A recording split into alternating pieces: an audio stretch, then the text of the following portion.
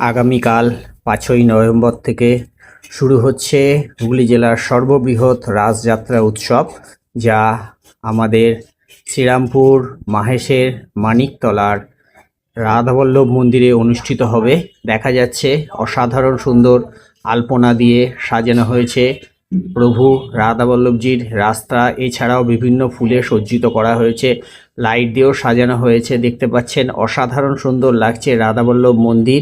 এবং এই যে চাতাল রয়েছে, এখানেই রাধাবল্লভজি বিকালবেলা বেরোবেন এবং সকলের হাতে মালা পরবেন এবং স্পর্শ দেবেন।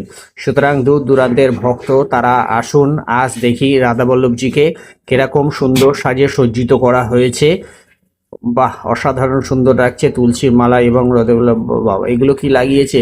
ও, এইগুলো হচ্ছে রাসযাত্রা উপলক্ষে রাস ফুল, যা শোলা দিয়ে তৈরি করা হয়েছে। আমি এটা প্রথমবার দেখছি রাস ফুল।